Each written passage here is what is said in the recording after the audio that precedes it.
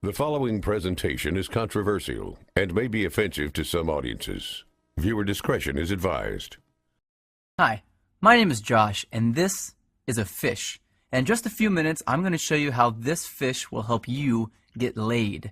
And it'll do it without teaching you cheesy pickup lines that don't work, without letting you spend a dime on dinners and drinks, and without anyone ever noticing you're using his techniques on them.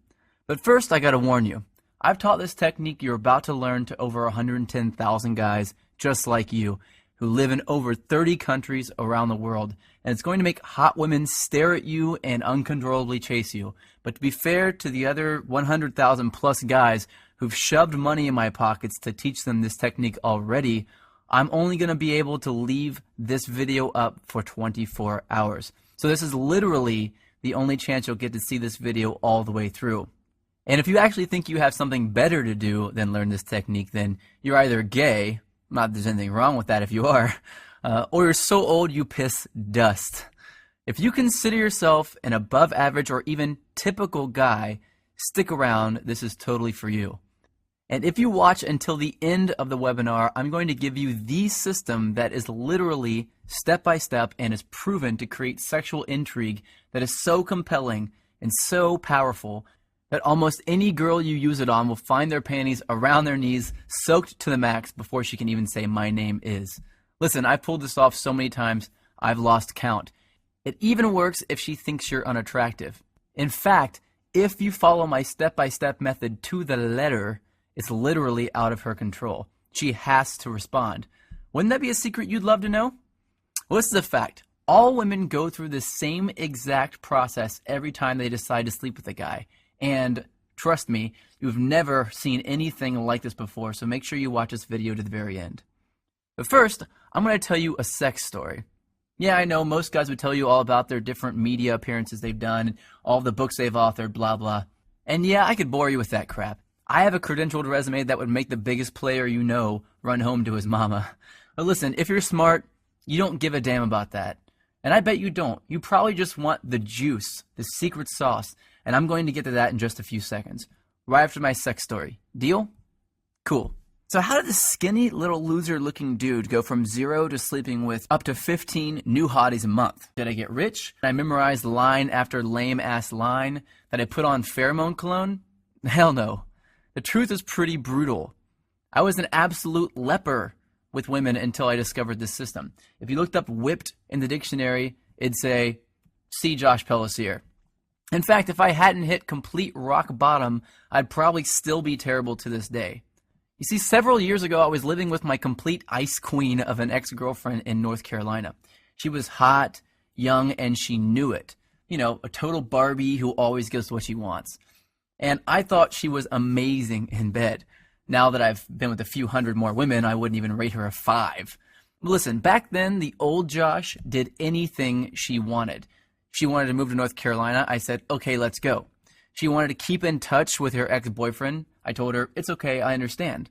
She wanted me to pay for the apartment. I didn't want to look like a deadbeat, so I said, I'll work 2 jobs, no problem.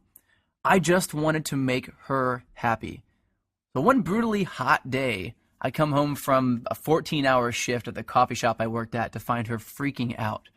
She told me that her dad was making a surprise visit, and she never told him that she was dating anyone, and definitely not that she was living with someone. And the worst part, he was showing up that night.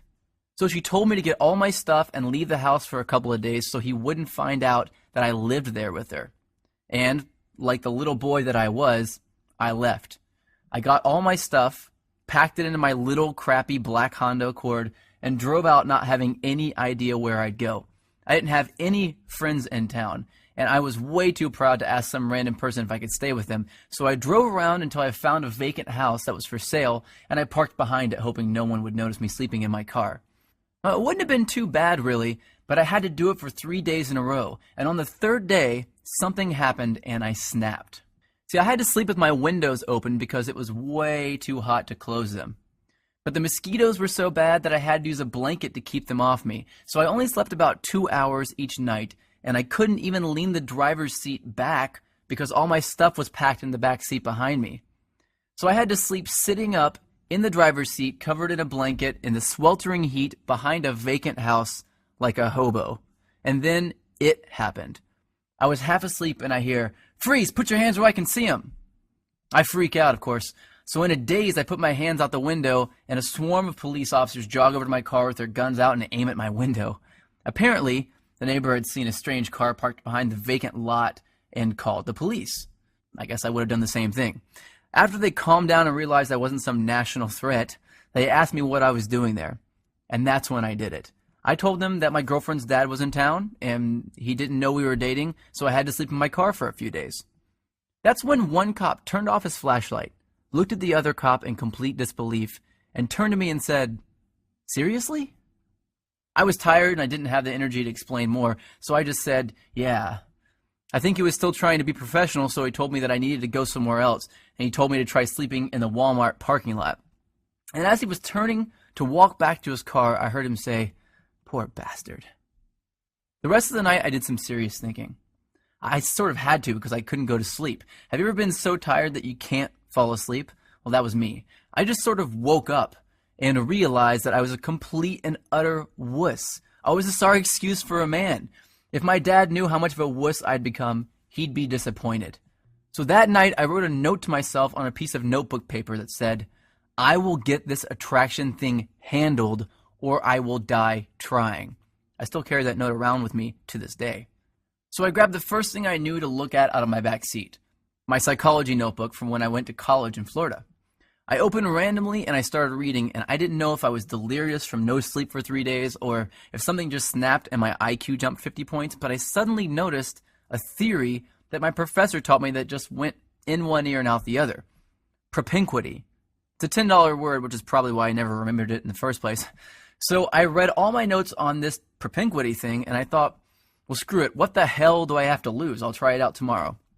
So the next morning, after rinsing off with paper towels in the bathroom at a place called Panera Bread, seriously, I went into work and I started using it on the customers. The first time I used it, nothing. The second time, nothing again. But the third time, she smiled, asked me my name, and said she'd like to hang out after I got off work. I thought, holy crap, it actually worked. So that night I hung out with her for an hour or two. No, nothing happened with her because I still didn't know what the hell I was doing, plus I wasn't single yet. And afterwards I went back, broke up with my girlfriend. My car was already packed with my crap anyway, and I spent the whole night looking through my notes to find other techniques I could try out. I did that every day for a week, then 2 weeks, then a month, then 6 months. A year went by and I had read 5 psychology textbooks, 12 dating advice books, 2 etiquette books, and watched over 400 hours of training videos on building rapport, subliminal messaging, seduction, attraction, body language, personality typing. I was a machine. And eventually I began to see patterns, things that allowed me to plug myself into an attraction switchboard. From then on, arousing, attracting, and seducing beautiful women was a piece of delicious cake to me, almost second nature. So I created brand new techniques and tricks that the world had never seen before, and all to help me take advantage of those powerful patterns that I discovered. But what were some of those techniques that I used and that